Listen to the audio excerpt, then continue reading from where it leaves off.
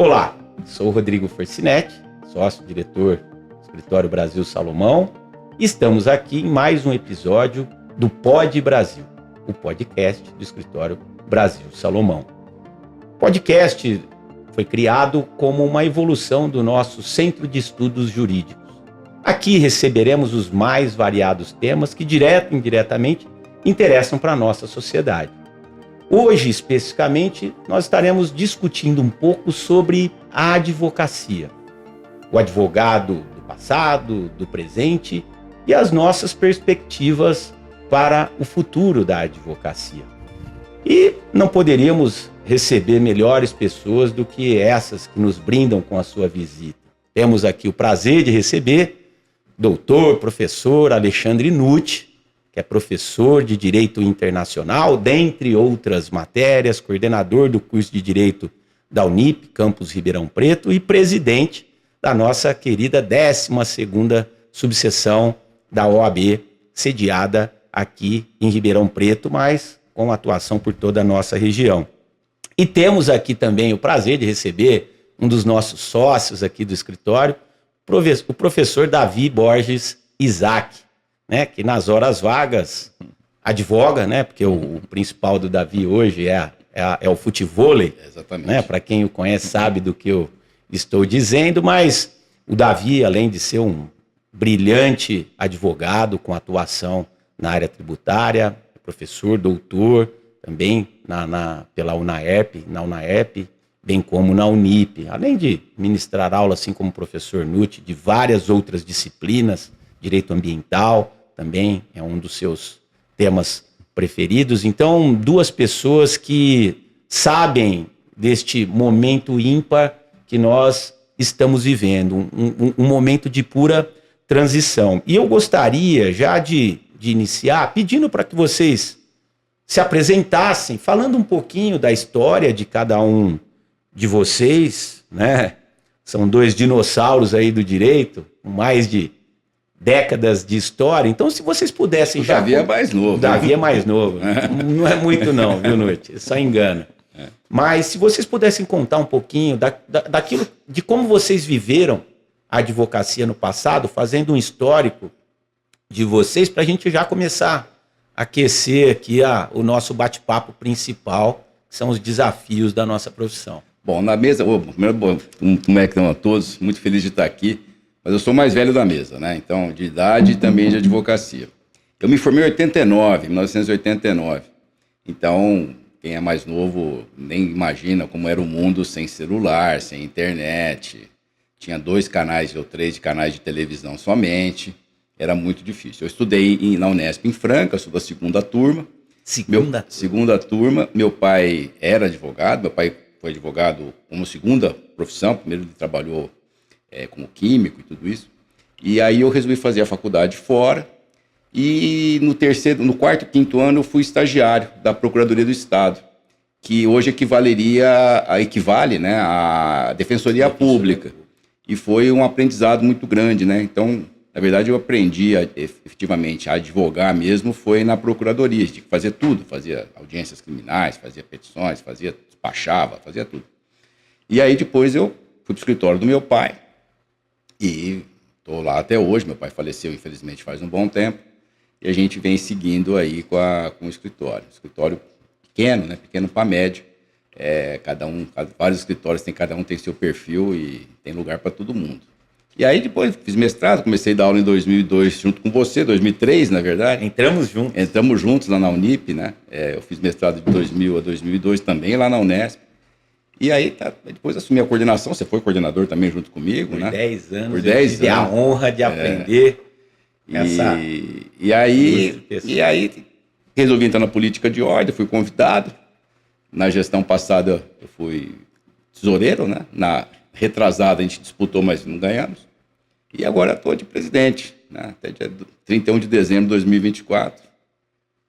Exercendo, aliás, uma excelente e, eu acho que o ponto principal, democrática gestão. Já fica aqui não pela nossa amizade, mas o que a gente tem visto na OAB, e tem tudo a ver com esse tema que nós estamos falando, desse momento de transição que vive advocacia, eu acho que, de certa forma, vocês conseguiram trazer o jovem advogado, principalmente, para dentro da casa.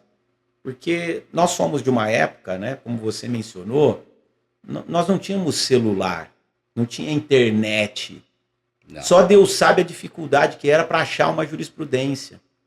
Então a OAB ela tinha um papel fundamental em busca de revistas, nas palestras, né, no contato com os advogados mais antigos, mas isso, na minha visão, e você fique à vontade para entender de forma diversa, ela foi, na medida em que a internet foi chegando, essas novas formas de comunicação, elas foram tomando conta da nossa realidade, eu assisti um distanciamento, a casa acabava ficando vazia, exceto nos dias de festa, no dia de palestra, mas vocês, de uma certa forma, conseguiram, nesses últimos anos, trazer o público para dentro da casa, seja através do esporte, você pode falar um pouquinho sobre isso, né? Nós vamos falar bastante sobre o papel da OAB nesse momento de transição, mas eu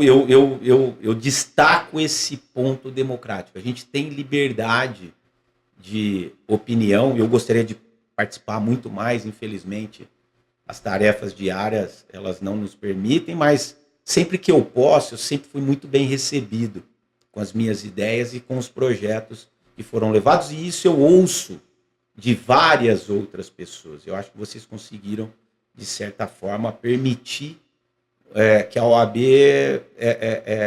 trouxesse novamente um público que estava ali meio que desgarrado e virou um debate desses novos pontos, desses novos anseios.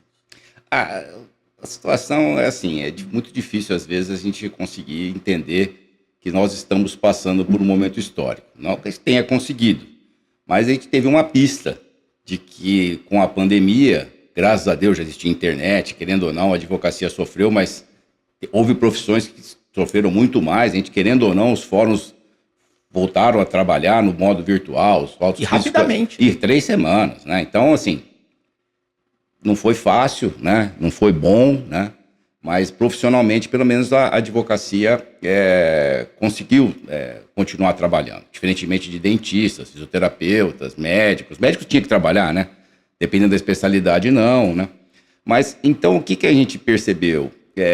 Que já vinha devagarinho com o processo digital. O fórum ficava cada vez mais vazio, né? O pessoal mais novo não sabe que a gente ia ao fórum. Ia ao fórum 3 ou 4 vezes por semana, né, David? Levava processo. E era um aprendizado, hein, Nuno? E era um aprendizado, porque se encontrava... Lá a advocacia se encontrava.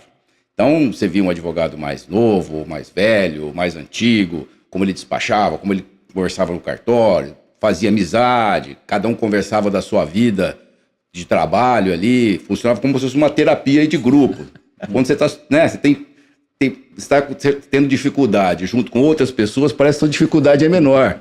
Parece que dá uma certa tranquilidade. Que você não é aquele cara escolhido, puta, só o meu processo não está andando, né? Só a decisão que foi dada não me agrada, só no meu caso. Então, isso... Mas a gente percebeu que já estava assim, quando voltou, terminou a pandemia, estava terminando, né, graças a Deus, a gente verificou que o seguinte, que para o fórum realmente ninguém mais, raramente se iria, né? E aí foi aonde a gente, preservando os valores que foram economizados durante a pandemia, né, que diminuiu os gastos de energia, de água, de várias questões, nós investimos nessa parte do esporte, que foi fazer as quadras de areia, o campo de futebol iluminado, para poder jogar de noite, e umas outras questões. E reforçamos lá, como já vinha muito bem antes, né, a ESA. Então, tem dias que a gente chega na casa, é legal, viu? Você chega assim, tá tendo uma palestra grande, magna, no auditório, lá no grande, 200 pessoas, 150 pessoas, no auditório ESA, aquele que fica do lado da presidência lá, da sala da diretoria. Um curso da ESA, e você olha para as quadras, tá o Davi jogando lá. Tá o Davi jogando futebol. A Gabi jogando... A Gabi jogando beach tênis, o pessoal jogando futebol. Muito legal. Jogando futebol e o basquete. E o projeto do basquete. Do basquete, às vezes tem jogo de vôlei na quadra também. Então, o pessoal... Ou seja, os filhos dos advogados também começaram a ter acesso à casa, né? O próprio projeto do basquete, com condições... se pegar muitos que têm hoje a minha idade ou a sua, estão sempre 10 anos mais novo que eu, mas mais ou menos, era muito comum que os advogados, eles iam na OAB, acho que era de quarta ou de quinta, levavam de quinta, tinha sauna ali, eles jogavam bola e ficavam ali. Então, acho que essa ideia entre aspas, de uma família jurídica, hoje muito numerosa, né? Antes era menos gente, ela é muito bem-vinda. Quantos advogados inscritos na 12ª tem 9 mil. 9 mil advogados. Mas, efetivamente, tem muitos colegas que têm o título, têm a inscrição, mas não efetivamente advogam, né? Essa é uma informação importante para quem está nos assistindo. No Brasil, hoje, são mais de 1 milhão de advogados, né? O número médio é de um advogado para cada 190 habitantes, salvo engano. Então, é um número relevante. Nós temos mais universidades de direito no Brasil do que no resto do mundo. Somado, né? Então, isso também é um ponto para a gente discutir aqui, né? Se tem espaço para todo mundo. Mas eu já vou passar a palavra ao professor Davi para fazer suas considerações iniciais aqui, contar um pouquinho da sua história e de como você enxerga, né? A advocacia, a OAB. Pode falar mal do escritório também. Nem poderia. Eu quero primeiro cumprimentar o nosso querido amigo, meu professor Rodrigo Forcinetti, meu também, igualmente professor Alexandre Nucci. Eu tenho o privilégio de trabalhar com o Rodrigo já há 20 anos aqui no escritório, então de tempos em tempos, Nucci, eu lembro daquilo que ele nos falava há 20 anos e o discurso, por vezes, é exatamente o mesmo. Então, tá ficando aquele pai repetitivo já. Então, contando a mesma história, a mesma piada. De repente, de manhã, ele contar algo na sala e aí eu tenho que anunciar para os demais que eu já conheço esse discurso há muitos e muitos anos. Mas são de fatos do cotidiano e que se concretizam mesmo. Mas eu atuo como advogado desde 2006. O Nucci falava de quando se formou em 1989, eu nasci 6 anos antes, em 83. Eu entrei na faculdade em 2002, antes já tinha trabalhado, mas não com nada relacionado ao direito. Tinha trabalhado no jornal, na Transerp, hoje RP Mob. Depois, em 2002, eu ingressei na faculdade. Depois eu trabalhei na Coab, no departamento jurídico. Em 2004, convite do Klaus, eu comecei a trabalhar aqui no escritório, ainda no 3º ano de faculdade. Hoje, eu entrei aqui no escritório, eu sempre costumo falar isso, até outro dia comentei com o Dr. Brasil, eu não sabia fazer um subestabelecimento. Hoje eu já sei fazer uma procuração, digamos assim. Evolui um pouquinho. Evolui um pouquinho, mas já são 20 anos aqui no escritório. Eu me formei em 2006, depois eu continuei no escritório, aí já na condição de advogado, atuando primeiro na área tributária. Depois, a convite do Evandro, eu fui trabalhar acumulando, continuei a atuar na tributária, só diminuí um pouco, digamos, o segmento de atuação na tributária. Antes eu trabalhava mais com tributos estaduais e municipais, depois fiquei trabalhando mais com tributos municipais, acumulando a área de direito ambiental com o Evandro Grilli, que é o outro diretor executivo que acompanha o Rodrigo nas deliberações do escritório. E depois também acabei seguindo a vida acadêmica. O Rodrigo recebeu um convite em 2010 para dar aula na Faculdade de São Luís, de Jaboticabal, cidade gloriosa dele. Jaboticabal. Gloriosa, do querido Jaboticabal Atlético. Rodrigo não pôde na época e indicou o Gabriel. Aí o Gabriel, depois de um ano, alguns meses, também pediu o desligamento e indicou meu nome. E aí, dali em diante, eu também segui a vida acadêmica, sempre trabalhando na graduação, que talvez seja aquilo que eu goste mesmo. Não que eu não goste da pós-graduação, mas eu sou muito afeiçoado no dia a dia da graduação.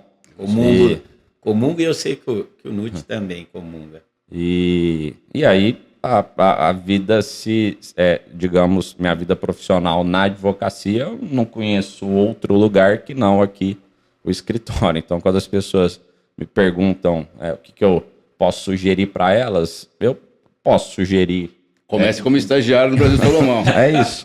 É mais ou menos isso, porque eu não tenho muitos palpites a dar. Mas é excelente, viu? Tem gente boa aqui, o que eu tenho de dar de palpite para as pessoas são palpites, assim, gerais.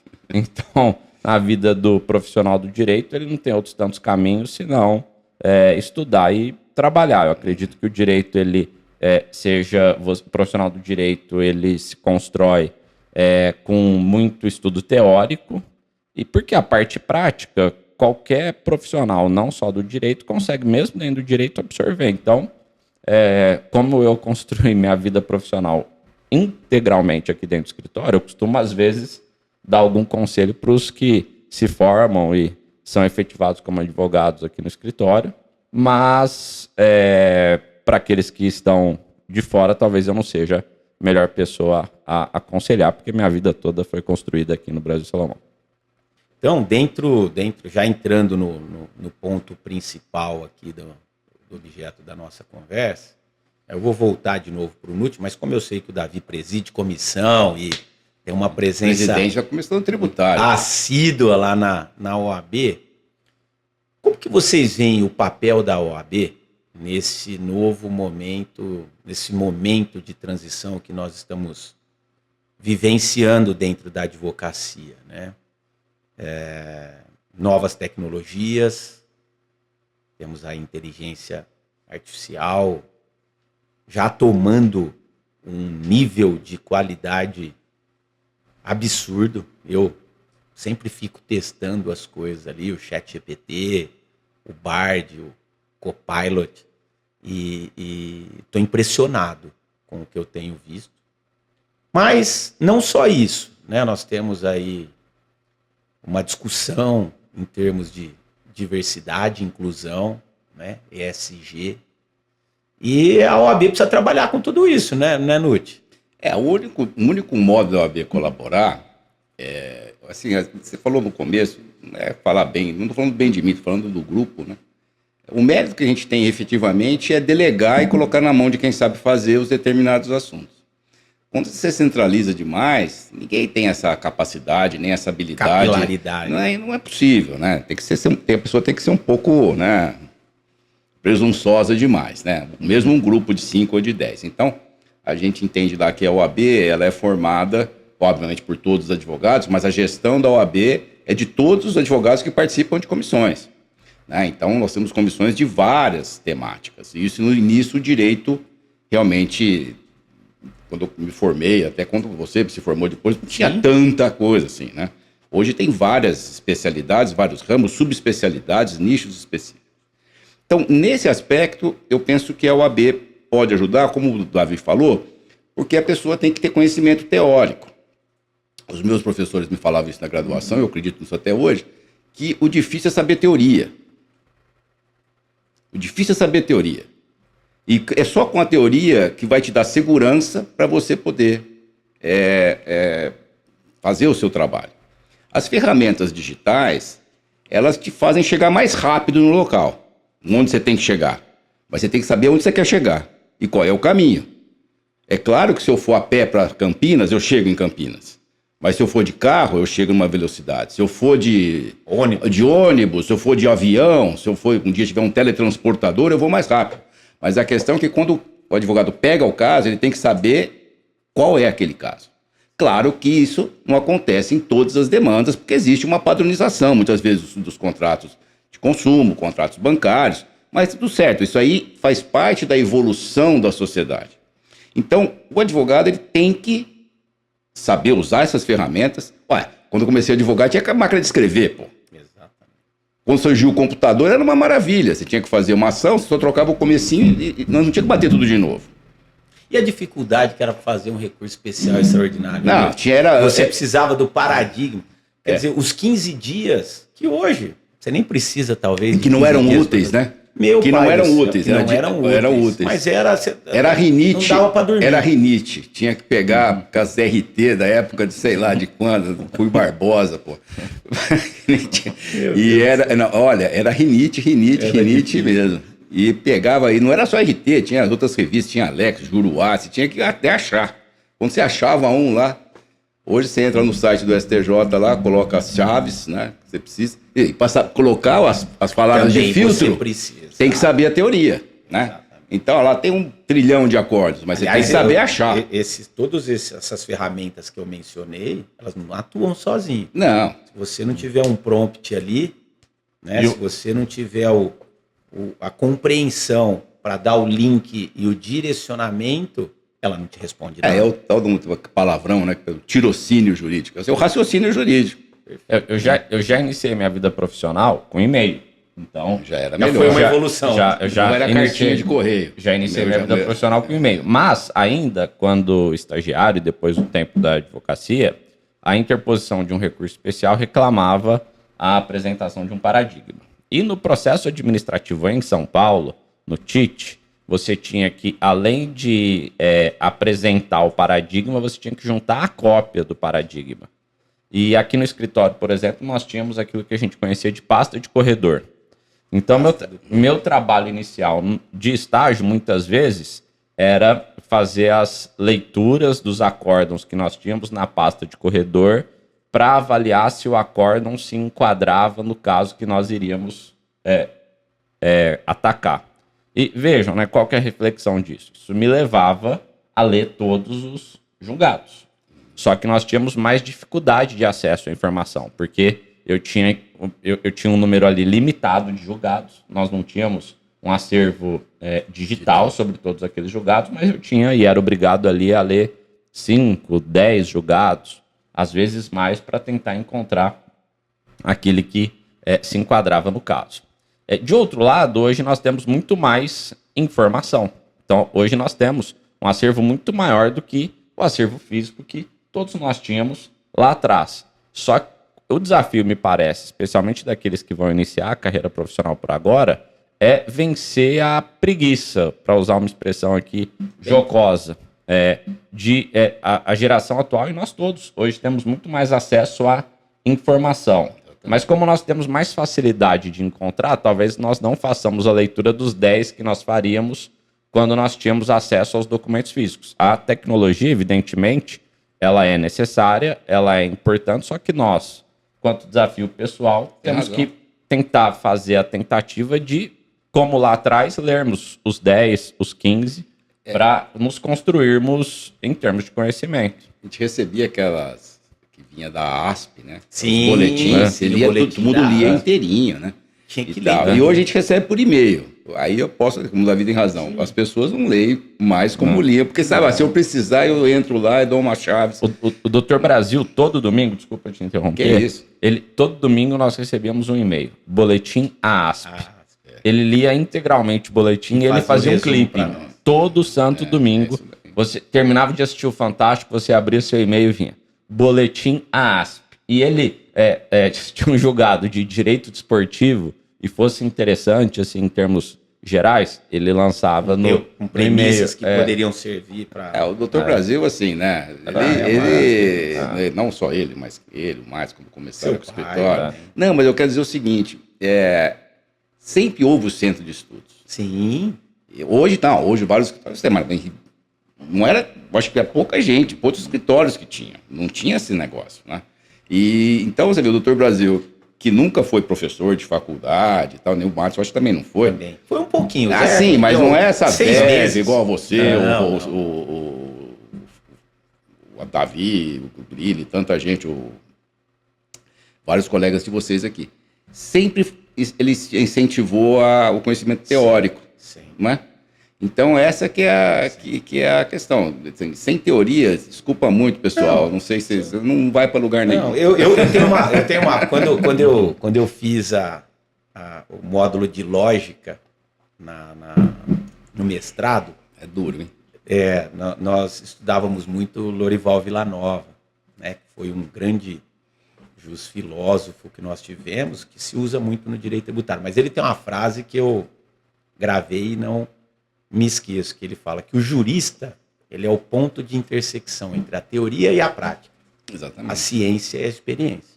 Então, isso resume, você não tem a prática sem a teoria.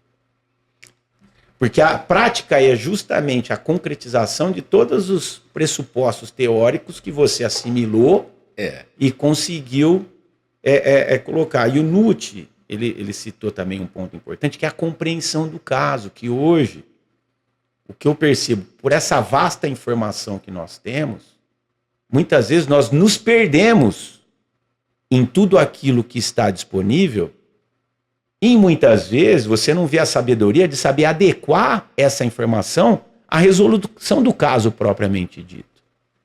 Né? Então é aquilo, às vezes você tem uma jurisprudência que não é basicamente a ligação com a resolução do seu problema, mas ela tem premissas que te inspiram a encontrar. Que te inspiram a encontrá-las. Então, essa é a grande dificuldade. Eu acho que a gente está na mesma linha aqui de ter essa visão que a teoria ela tem uma importância fundamental. E aí eu já vou perguntar para os dois, já vou trazer um outro ponto aqui, aproveitando a qualidade do magistério que vocês exercem, que é o papel das universidades nessa história toda.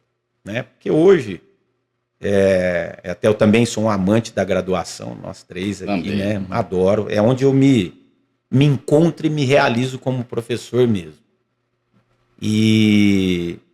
Só que hoje eu percebo que muitas vezes o aluno não está nem prestando atenção no que você fala. Quando eu ia para a faculdade, na época, os professores eles eram fonte de informação e conhecimento. Porque nós não tínhamos acesso à informação. Exatamente. Então, um entendimento novo, uma teoria nova, como era difícil de encontrar, o professor tinha esse papel de facilitador. Hoje não. Hoje, como a informação, por exemplo, eu vou dar uma aula sobre espécies tributárias.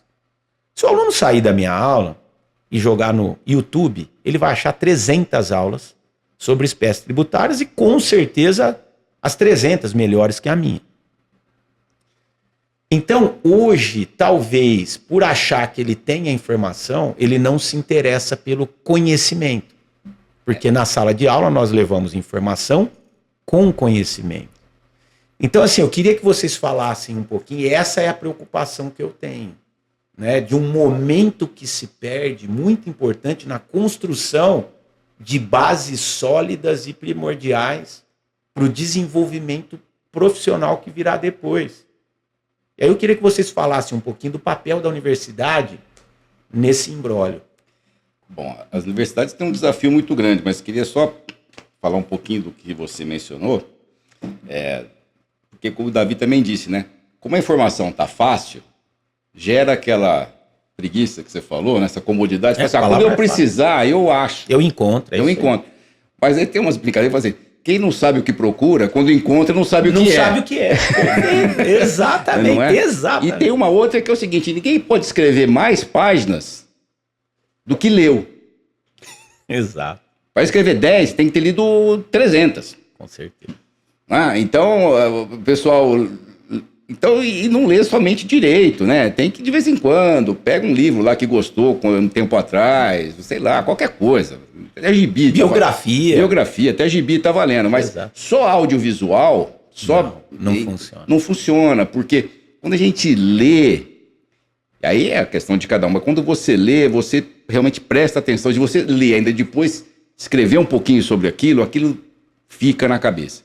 Então, essa mudança talvez de rotina das pessoas, é uma das dificuldades que as universidades, eu acho que as gerações aí têm, né?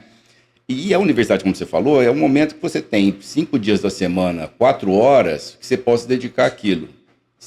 Especificamente para a apreensão de conhecimento. Com tudo. Depois que você se forma, isso é mais difícil. Então, aquela situação, eu vou me formar, depois eu vou estudar para me preparar, esquece. Porque você não... E aí o professor você não encontra mais para perguntar, não tem mais o colega, então isso dificulta muito. Não pode mais errar, não pode mais errar, porque durante a universidade, você pode fazer a pergunta que você quiser. Não, e também você pode ir mal na prova, né? Exato. Se eu tiro 5, você tira 7, você ganha ação. Agora o caso... Excelente. Então, e as dificuldades, assim, como mudou tudo muito rápido, né? Então, as adequações das grades curriculares, aí também tem uma reflexão que a gente pode fazer, se a gente dá aula, você, eu, Davi, dá uma aula do mesmo jeito que a gente sempre deu, e mudou o público, nós temos que mudar, é difícil, a gente não consegue facilmente. Nós temos que tentar pensar como a gente pode mudar o jeito de dar aula. Porque se a gente dá o mesmo tipo de aula para um público diferente, o resultado não vai ser o que era quando você teve aula, quando eu tive aula, quando o Davi teve aula. Então, esse desafio é muito grande. A solução para isso é realmente reflexão, pegar as boas experiências, né, e tentar resolver. Desculpa, currículo, antes de te passar a palavra, mas outro interessantíssimo esse ponto que você tocou, Noite, que existe um relaxamento por parte do professor também. Não, mas eu dou aula assim há 20 anos, formei grandes juristas, então o aluno que se adapte. E não é bem assim, né? Não, porque a realidade mudou. A realidade mudou. Nós temos a obrigação, eu diria até, como professores, de nos adaptarmos à nova realidade, a essa nova filosofia e um novo sistema comunicacional. O objetivo de qualquer situação de aluno, professor, curso, né? Não é o professor ensinar, é o aluno aprender. Existe uma diferença. Você pode ensinar, que ninguém entendeu nada. Perfeito. Fica igual uma novela muito antiga que tem. Essa é coisa de gente velha, que era o Roque Santeiro, que tinha um professor, o professor Astromar. Ele falava difícil, com umas palavras que ninguém sabia usar, todo mundo achava uma maravilha, só que ninguém entendia nada. Lucinha Lins era apaixonada. Era Lucinha Lins, era o professor Astromar. Pô, você é velho também, Davi? Você sabe que eu fui viajar agora, só um parênteses. E aí assistiu Viva, é o canal que ele prefere. Uma brincadeira lá na piscina, na piscina do Anjo hotel, Mal, que tinha que acertar qual novela a partir da música. Filme e desenho. A hora que chegou na hora das novelas, eu acertei 4 de 6, quase que eu ganhei a disputa. Só que de desenho e filme eu não acertei nenhum. Meu filho ficou numa felicidade, porque eu sabia Laços de Família, Crave a Rosa, Roque Santeiro, Mulheres Apaixonadas. Olha aí, é uma enciclopédia. Aliás, quando eu Mulheres de Areia. Mulheres também não. Raquel. Quando eu terminei... Então sabe mesmo, né? Quando eu terminei a faculdade, tinha 2 objetivos: voltar a jogar futebol e voltar a assistir novela. Só que logo depois eu comecei a trabalhar à noite na faculdade e parei de assistir novela. E jogar futebol. Pô, dá pra entrar no Globoplay esse final de semana. Mas fala um pouquinho desse papel das universidades também. A questão educacional, ela é desafiadora. Acho que não só nas universidades. Então, se nós olharmos as salas de aula, elas têm mais ou menos o mesmo padrão do século XIX. Então, se nós...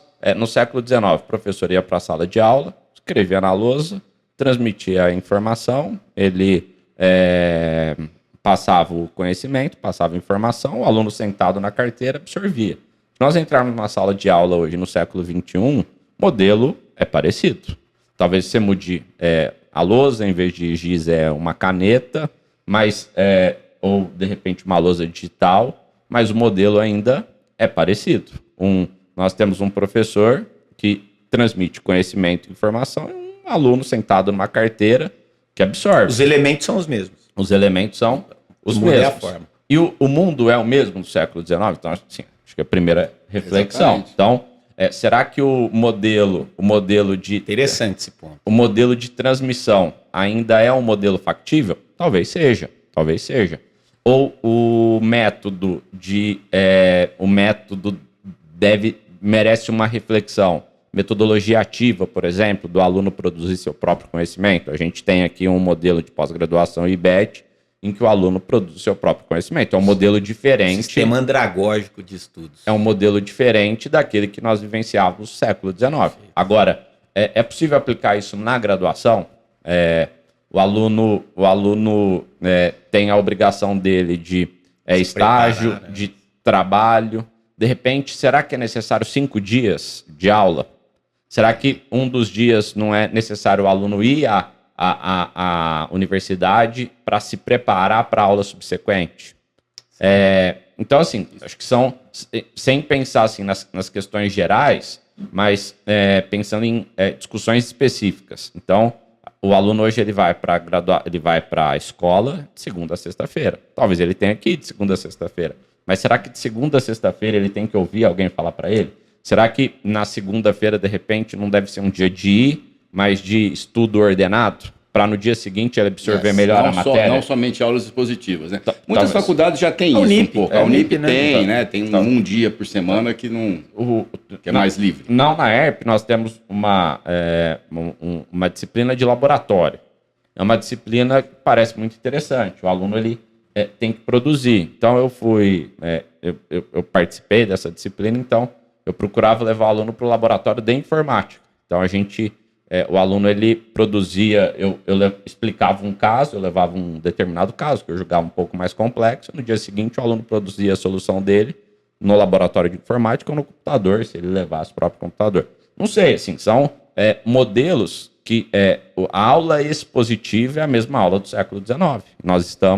Então a gente tem o mesmo modelo de sala de aula há mais de 300 anos. E um outro ponto, muito interessante essas questões que vocês abordaram, e tem um outro ponto que eu tenho me preocupado muito também. Hoje fala-se da advocacia 5.0, né?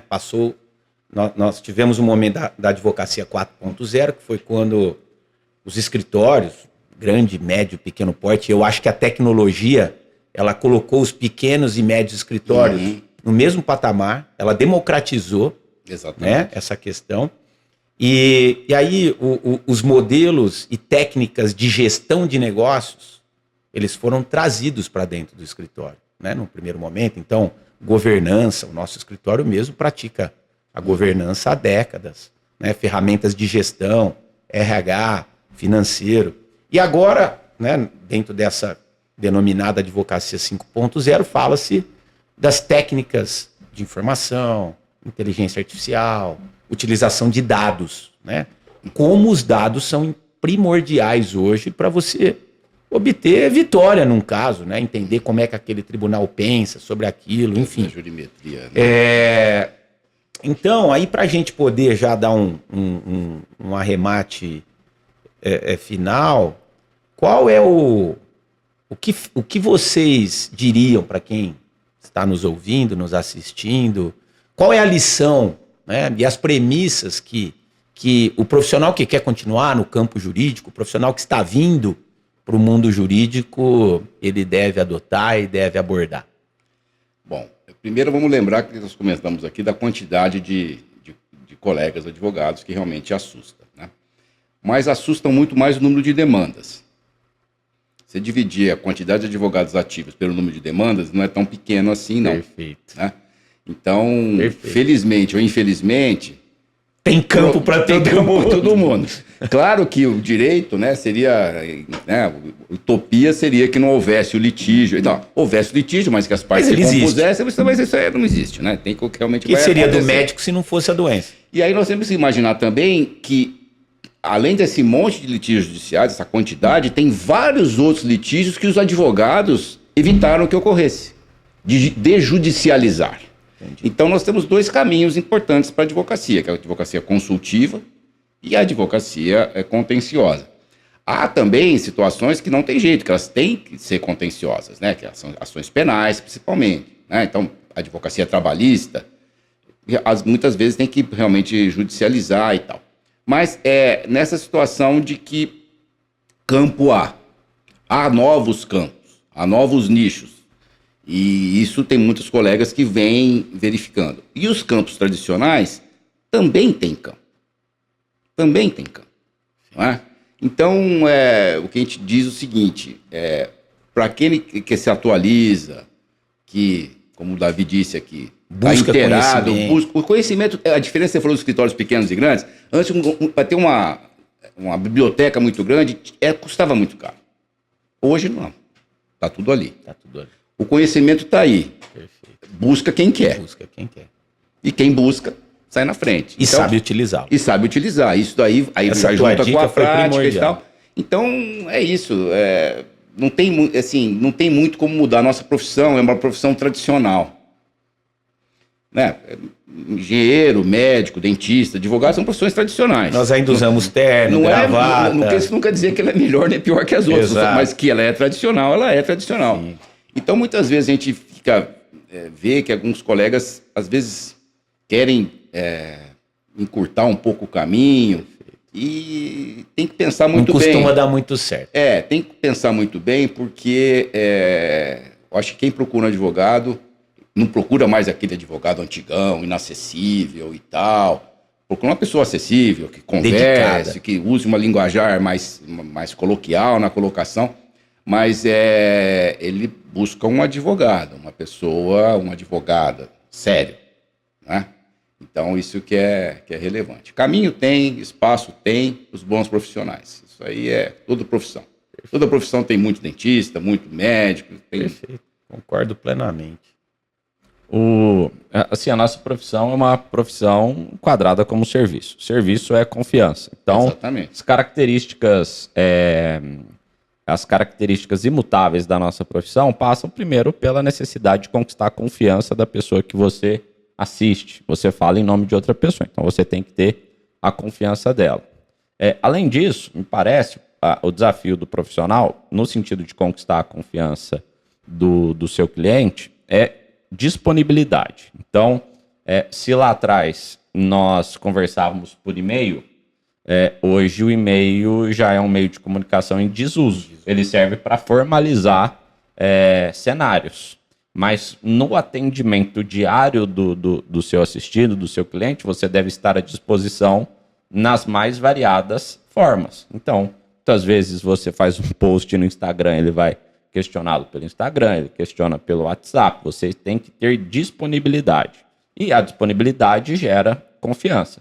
Em termos específicos, eu acho que o profissional ele tem que se atentar à tecnologia. Então, antigamente, se eu assinasse uma petição e você não fosse ao fórum, entregasse a petição para você, você protocolasse, não tinha qualquer inconveniente. Se eu assinar fisicamente uma petição, digitalizar e você protocolar pelo seu certificado, nós teremos problema, porque aquele mecanismo antigo... Eu dei um exemplo para mostrar que nós devemos ter atenção com a tecnologia. Ela é muito boa, mas ela exige também conhecimentos formais. Cuidados mínimos que talvez aquele profissional que esteja acostumado com o dia a dia físico da advocacia tenha que ter a atenção de se inteirar daquilo que vai nos atingir. Eu dei um exemplo bem periférico, né? Mas é um exemplo que diz da formalidade que o Nutti mencionou. E que exige atenção. E se você eventualmente tiver todo o conhecimento teórico, fizer um extraordinário recurso que pode eventualmente levar seu cliente à vitória, mas se você protocolar com certificado de terceiro, talvez você não ganhe em função da formalidade. Exatamente. E são atenções, né? Então, mas eu penso que a advocacia tem aquelas características tradicionais que são imutáveis, especialmente no sentido de conquistar a confiança do seu cliente. E, de outro lado, nós temos que ter atenção com as tecnologias. Bom, muito obrigado. Infelizmente, o tempo voa. Chegamos aí ao final de mais um podcast, de mais um Pod Brasil. Gostaria de agradecer muito a sua presença, meu caro amigo, professor Nutti, né, quem eu tenho um grande respeito e uma admiração. São mais de 20 anos juntos, né, ali como os professores e mais de 10 ali trabalhando junto como coordenador. Dentro da coordenação. Aprendi muito contigo, dentro e fora da vida profissional. Então, recíproco, viu, Rodrigo? Obrigado em nome do nosso escritório, parabéns pela sua gestão e sucesso nos negócios, na família, uma família maravilhosa. Te agradeço muito, você sabe que é recíproco, pro Davi também, tantos colegas, amigos que a gente tem aqui no escritório. Só te corrigir, assim, claro que é o presidente que aparece, mas volto a dizer, a gestão é dos 5 que se matam, mas os 5 adjuntos, mais os 200 que estão nas comissões. Exatamente. Então, a gestão, ela é... Uma coisa que a gente aprendeu na coordenação, acho que eu e você, lembro do Golfeto saudoso, faleceu ano passado, ele gostava muito da origem das palavras, né? Então, coordenar é você ordenar junto com alguém. Então, não é você mandar. Perfeito. Né? E na presidência, não. Você coordena. Né? E é igual o Doutor Brasil aqui, vocês coordenam o escritório. Perfeito. Apesar de eles de ser sócios do escritório, vocês coordenam. Não existe uma palavra final. Não existe a palavra final, tem que ter humildade. E geralmente a gente está errado lá, viu? Geralmente a gente é voto vencido. Muito obrigado. E muito obrigado, meu querido amigo professor Davi, tá? Pelas suas palavras, você que é um queridíssimo pelos seus alunos, por quem está ao seu lado, né? A gente aprende demais com a sua empatia, que eu acho que todo advogado precisa ter hoje. Você, de fato, você se envolve com os problemas das pessoas que estão ao seu lado, dos seus clientes, como professor também, tá? Só ouço elogios a respeito da sua pessoa e muito obrigado por você estar aqui conosco também. Eu que agradeço, Rodrigo. As palavras são exageradas e generosas, inclusive daqueles que conversam contigo e eventualmente falam a mesma coisa. E agradecer ao NUT também, ele nos prestigia bastante enquanto escritório. Na nossa comissão de Direito Tributário, vários dos nossos colegas aqui do escritório participam da comissão. Ele que faz uma brilhante gestão, acho que você foi muito feliz. Outros colegas coordenam. Outros colegas coordenam. Sorte, então, Evandro, Daniel. E a gestão é de fato muito democrática. Eu pessoalmente gosto bastante, não por ser da Comissão de Direito Tributário, mas fundamentalmente, como vocês disseram, pelas quadras de areia que me fazem muito bem. E espero que ele continue seu trabalho na OAB, não só nesse ano. Bom, esse foi mais um episódio do Pod Brasil, podcast Brasil Salomão, uma evolução, uma versão contemporânea do nosso centro de estudos. Um agradecimento especial ao Webstage, na pessoa do Sandro, né, do Share, pela composição do nosso Pod Brasil. E para aqueles que tiverem algum tema que vocês julguem interessante que seja abordado aqui nessa sala, tá? Basta mandar esse tema, a sua indicação para o e-mail podbrasil@brasilsalomão.com.br. Muito obrigado, até a próxima.